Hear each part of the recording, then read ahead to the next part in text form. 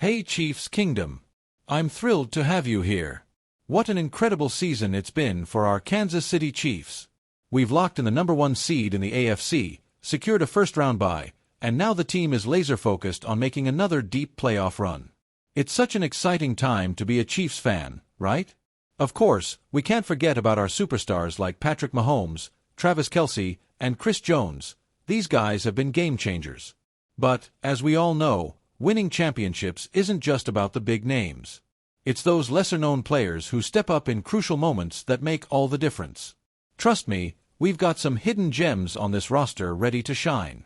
Before we dive into all the thrilling updates and discussions, I've got a quick favor to ask. Have you hit that like button yet? I know many of you watch these videos every day but forget to give that thumbs up. It's a small gesture that really helps the channel and allows me to keep bringing you the best Chiefs content. So go ahead, I'll wait. Got it? Awesome. And while you're at it, drop a comment and let me know, what's been your favorite moment of the season so far? I'd love to hear your thoughts. Now, let's shine a spotlight on some of the unsung heroes who have been quietly powering this team's success this season. Sure, Mahomes and Kelce grab the headlines, but let's not overlook those players making the magic happen behind the scenes. First up, Joe Thuney. This guy is the definition of reliable. Whether dominating as a guard or stepping in at left tackle, Thuney's versatility has been a lifesaver for our offensive line. Did you know he's ranked as the 4th best offensive guard in the league by Pro Football Focus? That's massive. He's been a rock for Mahomes, giving him the time to work his magic. So here's a question for you. Should the Chiefs prioritize extending Thuney's contract? Let me know in the comments or give me a thumbs up if you think they should. Next on the list is Xavier Worthy. This rookie wide receiver has been electrifying. Starting out as a deep threat, Worthy has transformed into a versatile asset for the offense. With 59 catches, 638 yards, and 6 receiving touchdowns, plus over 100 rushing yards and 3 rushing scores, he's making waves. If he keeps this up, he could be a game-changer in the playoffs. Who else thinks Worthy is the next big thing? Finally, let's talk about Jaden Hicks. This 4th-round pick is playing like a first-rounder. The rookie safety has stepped up in recent games, snagging 2 interceptions in 3 outings. That's clutch. The coaching staff clearly trusts him, as evidenced by his 71% snap count in the Pittsburgh game. Could Hicks be the future of our secondary? What do you think? What I love about these players is their team-first mentality that makes the Chiefs so special. They're not just filling gaps, they're redefining their roles and stepping up when it matters most. But hold on, we're just getting started. Next, let's dive into some new faces making big waves in Kansas City. Starting with Marquise Hollywood Brown. What a pickup! In just 2 games, his blazing speed has transformed the offense. Defenses are scrambling to keep up, opening up space for guys like Kelce, Worthy, and DeAndre Hopkins. Hollywood's already racked up 9 catches for 91 yards. Just imagine what he can do as he builds even more chemistry with Mahomes. Here's a fun one for you. Who do you think is faster, Hollywood Brown or Tyreek Hill? Drop your vote in the comments. And then there's Charles Omenihu. What a comeback story. After an ACL tear sidelined him for most of the season, he's back and wreaking havoc on opposing offenses. Sure, his sack numbers might not be where they were last year, but his ability to disrupt plays is undeniable. Pair him with Chris Jones and George Karlaftis, and you've got a terrifying defensive front as the playoffs approach. So Chiefs Kingdom, which of these new faces do you think will have the biggest impact in the postseason, Hollywood Brown or Charles Omenihu? Let me know in the comments with a B for Brown and an O for Omenihu. Now, let's talk about the mastermind behind the curtain, our very own Brett Veach.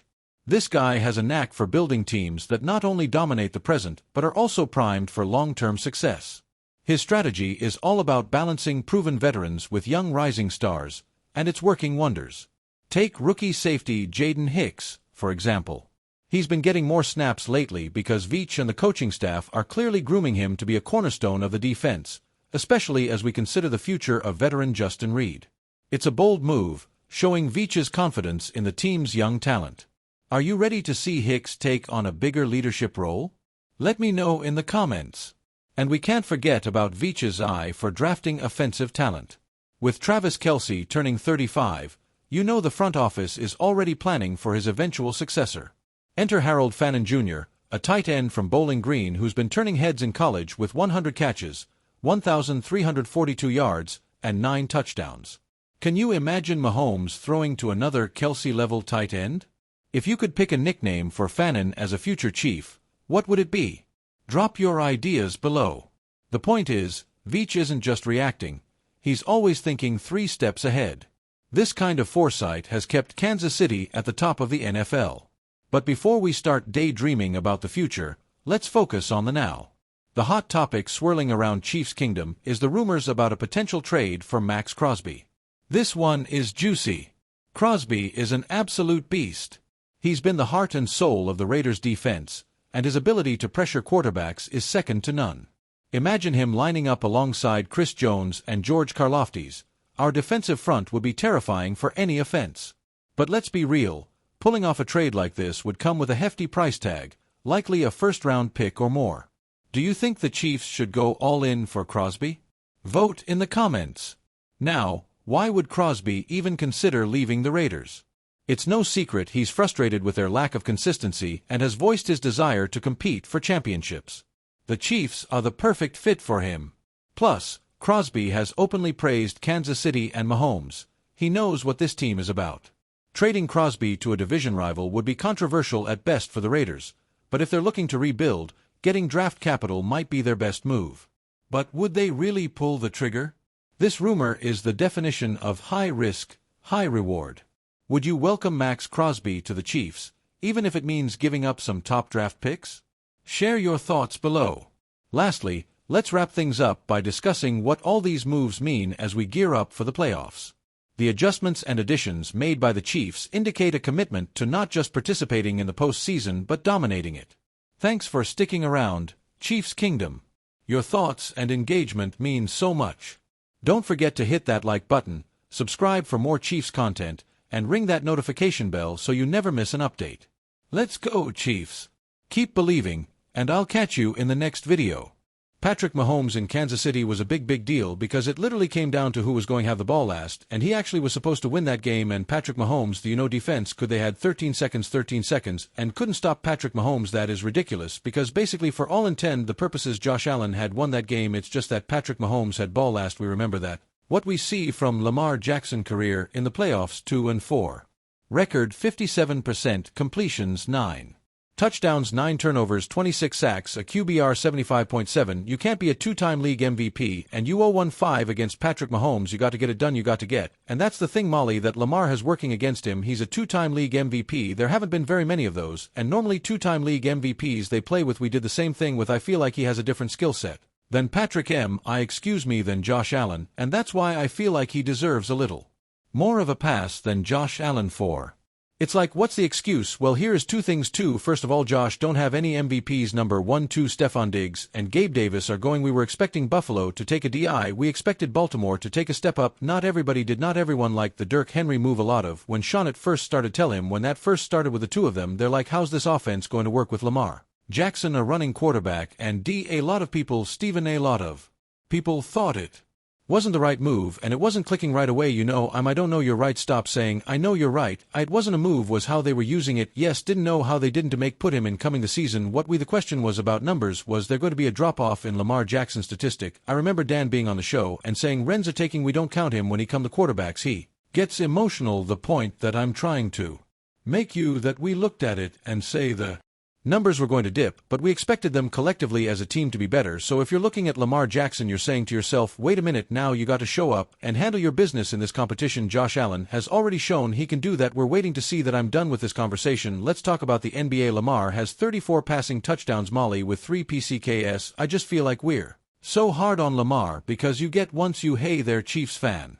We've got some big news to talk about today, and I want your thoughts on it, so stick around because this is going to be a roller coaster. First things, Patrick Mahomes, our MVP, the heart and soul of the Kansas City Chiefs, got banged up in Sunday's game against the Browns. Tests on Monday confirmed it's a mild high ankle sprain. But before you start panicking, let's break it down together. Now let me ask you this, how important do you think MS is to our chances of winning in the upcoming games? Do you think the Chiefs can pull it off without him? I've set up a poll.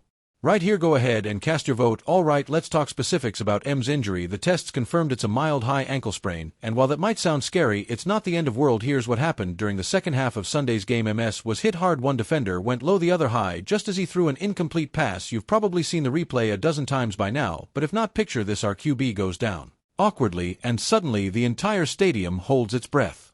So what does mild high ankle sprain mean? It's an injury that can be tricky because it affects stability and mobility to things. Absolutely needs to work his magic, but here's some good news. The initial prognosis says he's week 2, and sources believe he'll be fine in the long run. That's a relief. Right now, I want to hear from you. Do you think MS should play it safe and sit out the next game against the Texans, or should he suit up if he feels ready? Drop your vote in the comments and tell me why. Alright, Chiefs fan, let's talk about what's next with M's status. Uncertain things could get a little complicated for the team. Here's the situation this week. We host the Houston Texans on Saturday, and just a few days later it's Christmas Day in Pittsburgh against the Steelers. Back-to-back games, short turnaround round. It's a tough schedule, even if MS were 100% now. If MS isn't ready to go, the responsibility falls on our backup Carson Wentz. I know he's no MS, but let's give the guy some credit. Wentz has experience, and he's been in big games before. The question is, can he step up and lead this offense? What do you think?